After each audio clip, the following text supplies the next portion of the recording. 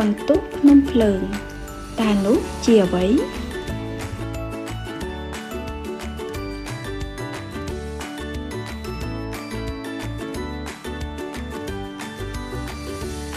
សួស្តីក្មេងៗទាំងអស់គ្នាសុខសប្បាយទេស្វាគមន៍មកកាន់ Kid Podcast ដែលជាកម្មវិធីសម្រាប់កុមារដែលមានទាំងភាពសប្បាយនិងចំណេះដឹងថ្មីៗនៅក្នុងកម្មវិធីថ្ងៃនេះយើងនឹងធ្វើដំណើរទៅស្វែងយល់អំពីពិភពលោកដ៏អស្ចារ្យជុំវិញខ្លួនយើងនៅក្នុងវគ្គថ្ងៃនេះដែរយើងនឹងទៅស្វែងយល់អំពីភ្នំភ្លើងបើត្រជាស្ដាប់ឲ្យបានល្អហើយត្រៀមខ្លួនទៅផ្សងព្រេងជាមួយ Kid Podcast ទាំងអស់គ្នា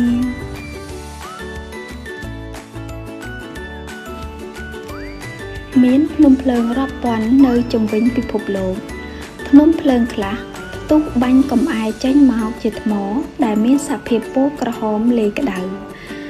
ចំណែកឯភ្នំភ្លើងខ្លះទៀតផ្ទុះបាញ់កំអែចេញមកជាផេះហោះពេញផ្ទៃមេឃ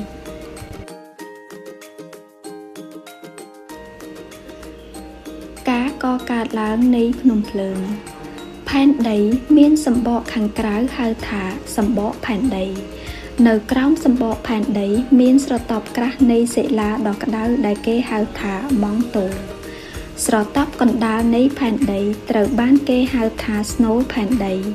ដែលកកើតឡើងពីលោហៈធាតុដ៏ក្តៅនៅក្នុងសម្បកផែនដីមានស្នាមប្រេះសិលារលាយដ៏ក្តៅខ្លាំងក្នុងផ្នែកនៃស្នូលផែនដីបានច្រាលឡើងរួចហូរចូលទៅក្នុងស្នាមប្រេះនៃសម្បកផែនដីសិលាដែលរលាយបានពូតផ្ដុំគ្នារួចផ្ទុះឡើងចេញជាកំអែហេតុការណ៍នេះត្រូវបានគេហៅថាបន្ទុះភ្នំភ្លើងកំអែនោះរឹងក្លាយទៅជាថ្មស្រទាប់នៃកំអែភ្នំភ្លើងត្រូវបានកកើតឡើងក្រោយមានបន្ទុះភ្នំភ្លើងជាច្រើនដង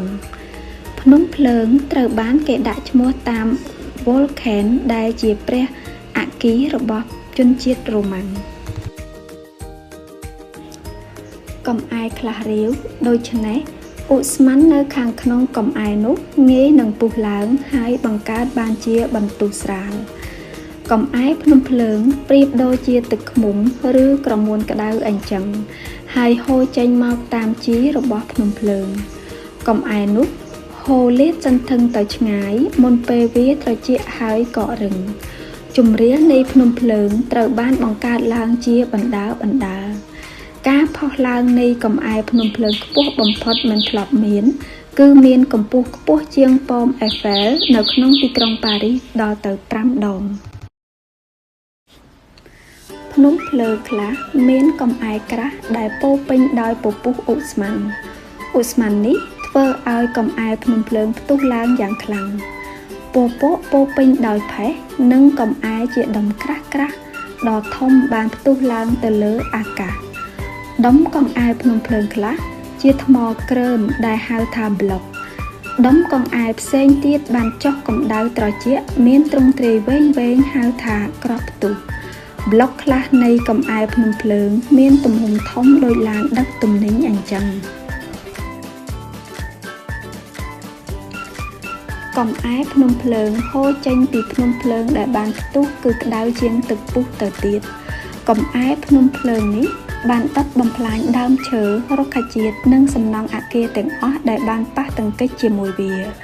កំអែភ្នំភ្លើងក្រាស់នោះផ្លាស់ទីយឺតដែលផ្ដល់ពេលវេលាគ្រប់គ្រាន់ដល់មនុស្សនិងសត្វដើម្បីជម្លៀសខ្លួនកំអែភ្នំភ្លើងដែលក្រាស់คล้ายជាដុំថ្មរដិតរដុបពេលវាចុះត្រជាក់ចំណែកឯកំអែភ្នំភ្លើងដែលស្ដើង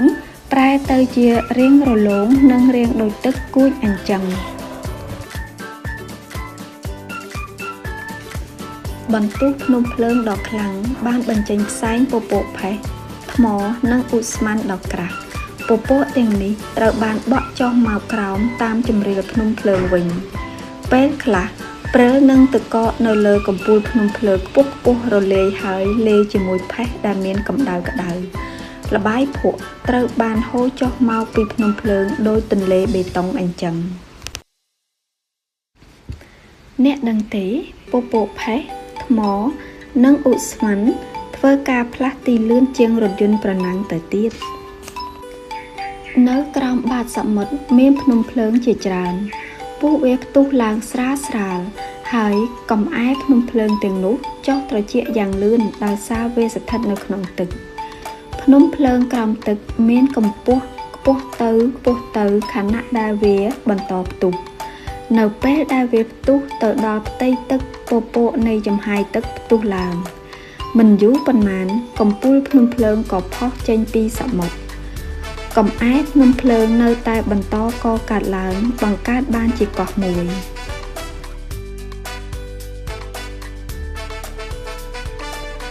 កោះហាវ៉ៃត្រូវបានបង្កើតឡើងដោយភ្នំភ្លើងក្រោមទឹកជាច្រើនតំបន់ខ្មៅនៅកណ្ដាលកោះនោះគឺម៉ូណាឡូដែលជាភ្នំភ្លើងដ៏ធំបំផុតលើពិភពលោកកំអែភ្នំភ្លើងនៅក្រោមទឹកកករឹងមានសភាពដូចថ្មរាងមូលហៅថាកម្រាលខ្នើយថ្មដែលបានរលាយនៅខាងក្រោមភ្នំភ្លើងធ្វើឲ្យដីនៅជុំវិញវាកើនកម្ដៅដីដែលក្តៅនោះក៏ធ្វើឲ្យមានទឹកភ្លៀងដែលជ្រាបចូលទៅក្នុងដីនោះកើនកម្ដៅដូចគ្នាផងដែរទឹកក្តៅនោះកើតចេញជាពពុះនិងបង្កើតបានជាទឹកពុះផុសចេញពីក្នុងដីនៅប្រទេសអ៊ីស្លង់ទឹកពុះផុសចេញពីក្នុងដីត្រូវបានគេយកទៅប្រើសម្រាប់អាងហែលទឹក